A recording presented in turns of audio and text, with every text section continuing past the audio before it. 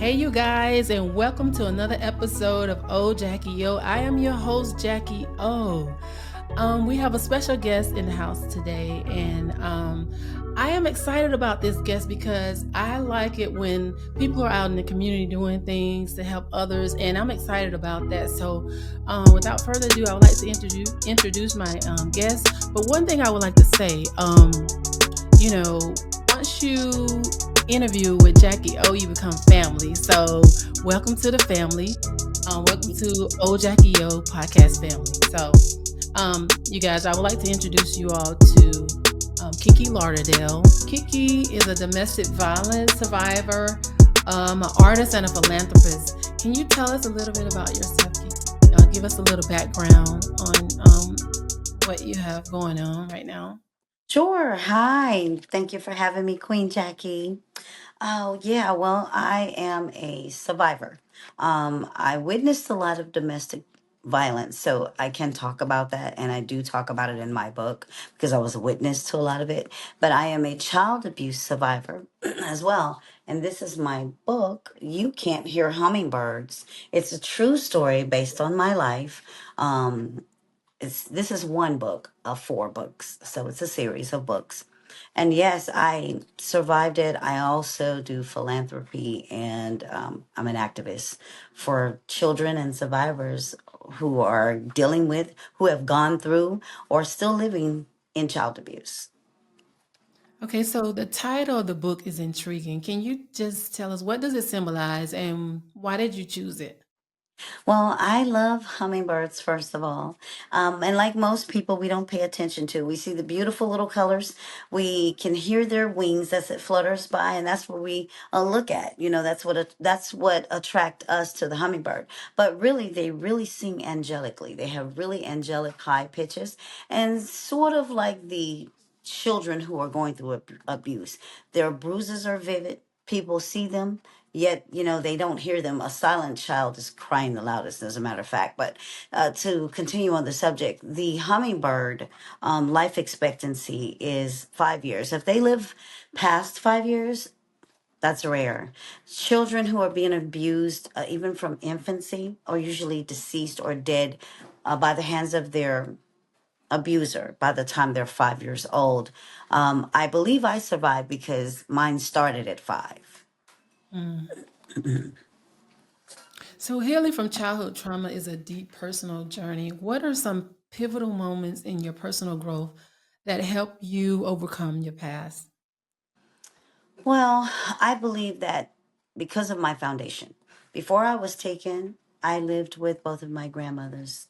Um, Between both households, I'm sorry. And they both, were into God and, just life itself. It was a lot of love. And so I believe that foundation of having God and knowing about God first and their love and what they instilled in me about how great I am and how I was born to do great things, that helped me go and make it through all of this. It helped me through life. It helped me get through a lot of tough times. Just that So was foundation. there a specific turning point where you decided to channel your pain into purpose? Yes, after many, many times and battles that I had of trying to start writing it, because I've always liked to write and I've always written things, um, it was hard for me. It made me sick. It made me nauseous and I couldn't write it. So it was at the passing of my grandmother. Before she passed away, actually, on her deathbed, she told me I should write my story. So I had her blessing to do so. She told me some things about herself, which is added into the book.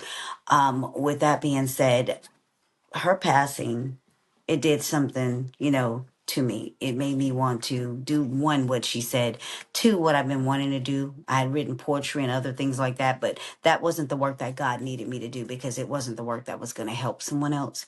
This pain was going to help somebody else. And it was the sickest thing I could do. It hurt me the most because I had to relive it, but it was the most effective way of me healing. And so now I understand what God's plan is. It's for me to help someone else. Your pain is never for you. It's for someone Right. else.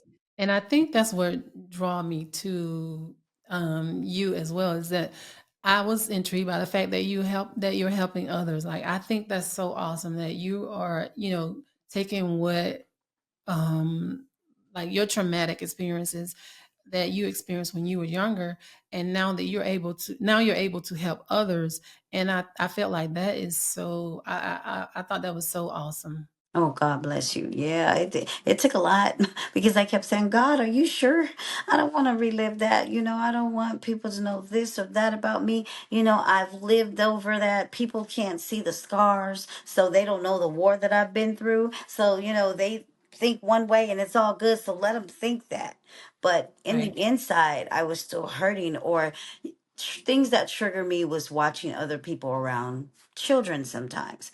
You could put me Right. in a room with 500 people. I could pick out the ones who've been abused, and I could pretty much pick out the abuser. And that's kind of, I guess, I don't know if it's a gift or a curse, but it's something that happens. And I can either one get nauseous, and my demeanor gets a little bit different. I get a little standoffish when it comes to children. If I can tell something's wrong with them, and I try not to be that judge. I always pray and just say, God, it is not my business. But He draws me because I carry that Mhm. same thing. I do. It's the most calming when I can help someone else, or when I'm just relieving myself of everything that happened to me, or if I see it, or I can relate to the child that's telling me, your story, that happened to me, or oh, this happened to my friend, or I knew someone that was just like that, and the same things you're saying, like she would do the same. It's like, I don't know if we have a signature code, or if it's something that happens with us, but you could tell it's, like anyone else. A burn victim will know another burn victim, so to Exactly. speak. You just know. Mhm. Exactly. So, how did you begin to rebuild your sense of worth and reclaim your power after such a difficult start in life? Yeah, with the strength of God, by being told you're nothing, you will never be nothing. You'll be Mm. XYZ, and all the worst terms and the worst derogatory language that you can imagine being told to a child, and wanting me to repeat it. And I kept saying, no, I was born to do great things. With that, and me taking the beating behind me saying I was born to do great things instead of what He wanted me to say, that to me says that my grandmothers and God had a real strong hold and impact on me, Mm. because I really believed what they said, because they showed me love and they loved me. So that love went with me a long way. It went with me a long way, and it still does. When I feel, at a down moment, or if I feel like I'm trying to reach so many people, and a lot of people, these stories are hard to deal with, or you get the wrong people that want to take it on, and you can't do that either.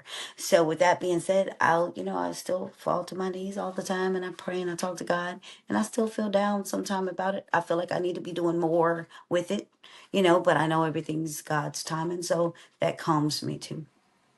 Well, from that, you started your LLC that's called You Can't Hear Hummingbirds. That's right. What inspired you to start that company? Well, the play, the story about my life, and things of that nature, and relating the hummingbird to, the children being deceased by the same age as the hummingbird's life expectancy. Yeah, just put those two things together. I thought it was significant, metaphorically put together. So it's not always just talking about, Kiki's story of child abuse, something, something.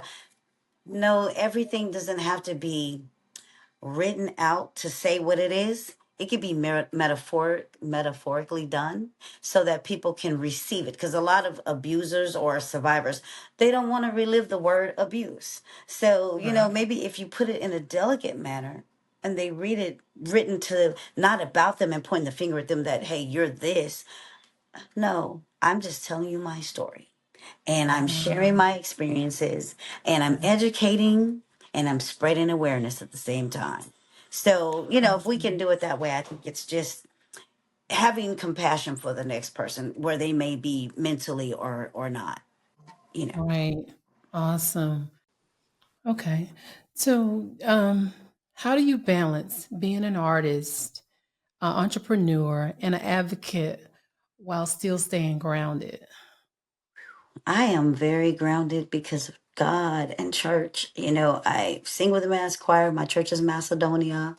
So, Baptist ministries, I'm into church very much so, women's ministry. I get myself involved that way because without God, there's really no foundation because who you can't turn to, humans. We're all humans and we all, have busy lives. So I understand if somebody can't be there for me, but I know God is going to always be there for me. So, God and family, definitely good support, good support. So my yeah, my Yeah. my spouse and my kids and my granddaughter were Having a good support system is always good. Like, I always say, like, if you have people that support you, that pour into you, that, that can yeah. help you, in life, period. Yes, you are so right about it. You are right about it. Those people who tell you, oh, you shouldn't speak about it. Oh, that's dumb. I don't care who it is, family or whatever. If they tell you, why are you talking about that? That happened so long ago. Forget about it. First of all, they're not you. Right. Second of all, if God gave you a story to tell and you don't tell, he will hunt you down with it because it's not for you. It is for to help someone else. And so Okay. that's what I learned about it. And I've learned to shut people off and my cutoff game is good. Do you So, feel do you feel like this is your mission? I know I read that, you said that, you feel like this is your mission. Do you, yes, I you do. know, To you know advocate for those that don't have a speaking voice by way of film, however we can get it out there. Like I make these brochures here, like with the website on it. This is actually me as an animated cartoon, but this tells the different types of abuse for schools. There's national numbers where people can report it. There's national number here, and this is what I take to the schools, kind of like this one behind me, a poster, and that way people can report it. You can remain anonymous. That way, it's safe for the kid that's going through it as well. So there's, ways that we can get information out to be helpful.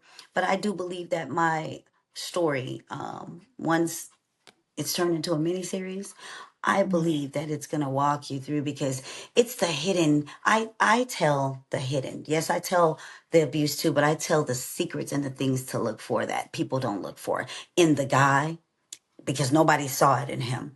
Many, many, many years. Oh my gosh, nobody saw it in him. If I fell or whatever he said, he played the part so well and hid behind religion that it seemed to be nothing but the truth and facts. You know, Okay.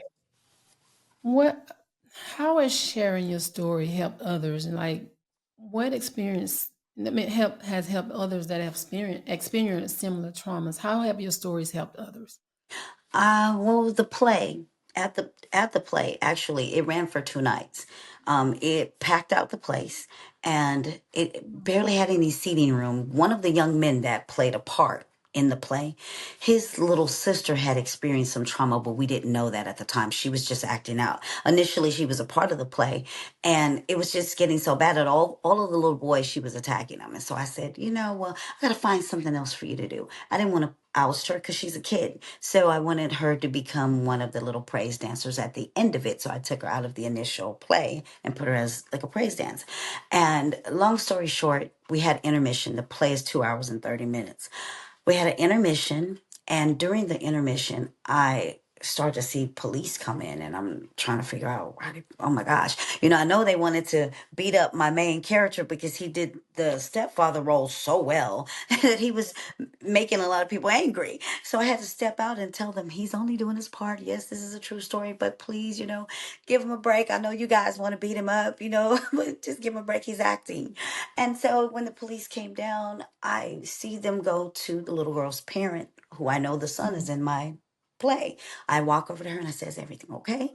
And she says, I just want to thank you. And I said, thank me. She gave me a hug. She says, my daughter was able to share with me that something had been going on with her in the household. She felt safe because the first night you ran the play, I come out at the end and I speak and I say, I'm the true person that this happened to. And if something's happening to you and nobody's listening, if you can't tell a parent, stop and tell anybody at the store who'll listen. Stop at a church, tell somebody at a church on your way walking home. It's outlets now. People can help you. People will listen. And she finally told someone that she was being harmed, and so the cops was there to go over there with the mother to arrest the father. This is Mm, true. It actually happened in the play. And from the book, my experience is I've been getting feedback and people have been making videos. One young lady who was interested in a guy and marrying him. She said, I don't know, my kids just act a little different around him sometime, you know, this and that and the third. And I said, oh wow. I said, well, just pray on it. She said, well, I'm waiting on my book. And that was our conversation.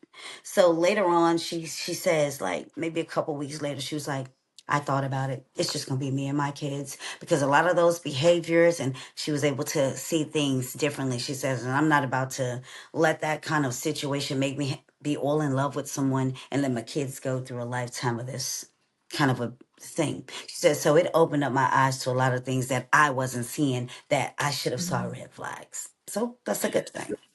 Yeah, so this is like it's a really touchy subject, I'm sure. Yeah. And I know you mentioned your play. Is Mm. that something that you're still doing right now, or when was your play? When did you do The play your was play? in 2015, twenty Okay, fifteen. So okay. yeah, and that was the first thing I kind of hit the floor running with it, you know, because God was like, I needed to do the story. My grandmother had passed, and she told me on her deathbed I should do it. I really started writing it within that weekend, the week of her passing. I was writing, and before you know it, I had like 67,000 words like written. So I'm still writing, I'm writing. So then I said, okay, well, God, what do you want me to do with all this? I released, you know, I released. And when I went into that church and that woman told me I was going to put on a play, literally, I left that church lost because we had just moved here, lost and looking for another direction. And I followed the sun was shining on this building, so shiny. I drove down to it to see what it was.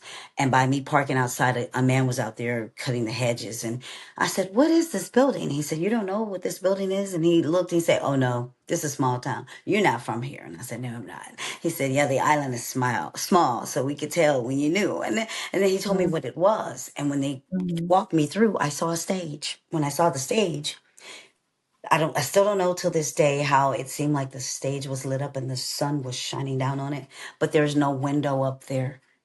We opened the mhm. door and the stage was shining, and that's where I put my first play on, and I made history putting a play on there because they said was no play ever done in that magnitude. We literally built a set. When I tell you, like I draw and I like to work with my hands. We built a stage, nails and wood and everything. We put it together, and I built what was in my head. I wanted them to see the kind of setting I was in.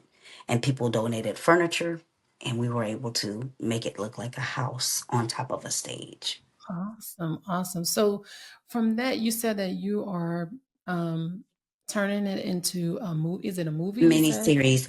What I have Mini. is a feature. My feature is about an hour long. But of course, you know, Okay. I'm telling so much, three generations of all this stuff in so many pieces, and it's a period piece. So it goes back in time. So yes, I would love to do a mini series. I have some things, you know, that I'm trying to work on, but I would love to get with the right collaboration and do the mini series because these four books, it's generational. It's going to go on. It's a very long series. I'm sure easily out of the first book, I could probably get, I don't know, close to 100 episodes if I wanted to. What advice would you give to other survivors who want to turn their pain into passion? Like, what advice would you give them? I say don't ignore it. The first several years ago, when I was told to write this, God was tapping on my shoulders. I was saying no. Because I think if I would have started it several years ago, it would be more advanced and maybe I would be saving not just the 248 children that are deceased 45 minutes away from me, but the 600,000 children who are deceased. You know, I feel like I can help. Why not put that out there and help? So turn your pain into passion. Yeah, I believe Exactly. so. Don't wait. Go ahead and do it. I was looking. Um, I was looking at statistics, and it said that over five in 2022, over 500,000 kids were abused, and it mentioned that your state of you're in Texas, right? Right, I am. it mentioned that your state of Texas is like the number one is number one for child abuse. So I was like, Mhm. you know what? I think that's so awesome that you're in Texas and your Yeah. state is in need of the services that you're providing. So I think that's so awesome. Um I so what's next for you? Are there more books, projects, or initiatives that's in the pipeline for you? Book number one.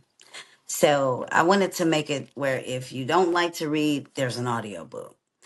I Mhm. would definitely love to do speaking engagements in schools. Like you said, it's much needed. And I do advocate, like, Malia Davis. That was one big high profile case that happened out here. And I protested and I advocated and I walked with the people that had that over all the way to the mayor's office. So, with that being said, I would love to do more of that. I would love to do more outreach, collaborate and get things together with those who are like minded because there's so many places and people that we could reach, and if you have a problem with abuse or abusing your children, we're not here to judge because we don't know what an abuser went through either. I'm not making excuses either because you don't have to do that. You have the mind to do right from wrong, but there's help for that as well, and maybe you can change that around, because we need these babies, we need these kids are going to grow up and be our next doctors, lawyers, mayors, presidents, whatever, what have you. We need them. We need them. And we need them Exactly. to be good in their minds and knowing that they're loved and not, you know, just something to be abused or punched on. So what legacy do you hope to leave behind for future generations, especially those affected by childhood trauma? Well, we better love. We better start loving because there's enough hate in the world. We better start loving. We better start getting our minds together in growth and our heart. We got to take this on to the next life. It's the world is a big place. And if we put together our minds in the right way, we could do so much good. We could do so much good in this whole big world. Just like people that can do so much bad. Yes, bad is taking over, but there's good. There's still good. And if enough of us do good, we can make it good. And that's just how Exactly. I feel. Exactly. Um, what lessons have you learned, through your journey, um, that you can now apply to your daily life? Well, I say to be a good listener. And sometimes kids that are being abused, or not just kids, even females, women, men, they get abused too.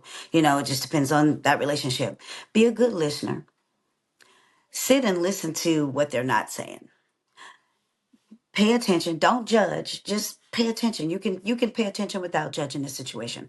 Because if you don't look in a judgmental way and you just look in a more of a concerned way and have compassion, you could ask them, was everything all right? You can talk to me about anything. And this is a no judge zone. I'm here to hear you and I'm here to listen to you. And you could Right. just tell me, you pour into me whatever you need, however I can help. And this is between you and I. This won't go nowhere. I want you to feel comfortable. And just whenever you feel comfortable with sharing with me, you can. And let me help you wherever I can. And if I can, I'm going to go to another resource that I feel that would be good to help you and will help you. So you just, right now, people can't be left alone in it. A lot of people feel like, oh, I got it. The strongest people need the help the most sometimes. Some people Yeah. go and they have to be that pillar that everybody leans on, that cup that everybody pours into. But who's pouring back into them? And then before you know it, they either committing suicide or they getting really sick because they're carrying everybody's burden. And I can't be either. So I know I have to be a source for those coming up after me because I want them to be strong. I want them to be leaders. I want them to lead. I want them to grow. I want them to help. I want them to heal. I want them to help heal. I want to lead other people so they can have a peace of mind. It's so priceless to have a peace of mind. I had so much on my mind as a kid trying to survive. Just trying to survive was a lot. And so now where I'm at with my peace, that's priceless. Awesome. Awesome. That's awesome. So being that you're an entrepreneur, how how do you define success now that you're on your entrepreneurial journey and you're helping others? How do you define success? Well, I say that I wish I had more people that I can help. This is a subject that it's very touchy. A lot of times people don't want to deal with it, or they're living in it now and it feels like they're convicting them on their own selves. So you kind of got to wait for, that door to really just expand open. So I say my success is coming with me just healing, being able to talk about it, being able to write about it, being able to do that. Monetary things, that's going to come in time. But I think writing about it and doing what God told me to do to help someone else, if they're reading this and it's helping them, if it's, getting their mind in tune to say, you know what, I don't have to take this. This is what happened to me, and I don't have to put my kids through this. Then that's success for me. And I love that. I love that you're helping others. I mean, it's a lot of people just I hate to say they're selfish, but I like to see that fact that you're helping others. I think that's what drew me to um, your story as well, is that fact that you're out here helping children or others who have experienced childhood trauma, and I just think that's so awesome. To be Right. able to help others. Because some people don't have someone that they can talk to, or someone they can just listen to something that they have to say. So I think that's awesome that you're there to be able to help others. Thank you So so much. how can my listeners or people that want to support your work or what you're doing, how can they support what you're doing? Please go. You can go to the website, and it's www.youcanthearhummingbirds.com. You can't hear hummingbirds.com. You can go on there. I have art that I drew myself. It's all original art. So Oh, you're an artist. it's That's right. You're an artist as well, right? yes, Do you yes. sell your art? I do. I sell some on there. I have some. Let me show you. This is one piece too, and I have some artwork inside the book as well. So I don't know if you can see this really well, but this was in an art gallery that we have on the Strand out here. It's a major art gallery. So Mhm. yeah, so this piece Wow. right here is in the book, and the actual book that cover here, I did the cover as well. So if you can see that, it's on here. It's the Oh, book. that's awesome. I And I have love it that. on canvas. Yeah. Nice. Yeah, I have it on canvas. And all these pieces that I have here on the wall. So I don't know if you can see up there, but I have some pieces here and some at the very top. And they kind of go artwork, and some Black history stuff. So yeah, but Wow. I love to draw. How do you, like, come up with your drawings for your books and things like that? Is it just something deep, like Memory. memory? Okay. Yeah, Yeah. because I'll do the house, or I'll do childhood memory things. We were on skates and bikes and jump rope, and all these things. Like I said, the good times before I was taken into the bad. So that's what's kind of cool about it. I get to write, but I get to go back into when things were good that I can remember. And if it was just simple kids playing and eating now and laters on the sidewalk and things of that nature, I write about that and just those experiences, how the air felt even then. If I could draw what I thought the air made in my mind made me feel like I was feeling at that time, just wind blowing and I'm having a good time, then I can capture all of that just in my memory from childhood. So that's what I do. I just try to do what feels good inside so it can come on the outside. Oh, exactly. So again, give us your website or anything that you would like for the listeners to have that they can go and support your what you're doing, your movement. Because I feel like this is a movement. I Thank don't feel you. like it's just something that you're doing. I feel like it's a movement. So how can people support the movement? Because I feel like I would like to support it as well. After Please. everything is said and done, I would love to because I love helping others. That's something that I like to do as well. So, Please, give us let's your website collaborate. again. Absolutely. Let's collaborate. I'm Exactly. I would I'm love with it. it. Yes. So I would it's love to support it. yes, I'm into everybody that has a mission to let's help heal. What would it hurt to help heal? It feels good to heal somebody else. And I learned that. I could stay closed in my selfishness and keep it to myself. But what for? Why am I making myself sick? I can use it to help somebody else. But my website is www.you can't CanthearHummingbirds.com. You can't hear hummingbirds.com. And I'm KiKi Lauderdale, Lauderdale on Facebook and on Instagram. That's it, just Yeah, KiKi that's what I Lauderdale. was about to say. Give us your social media handles.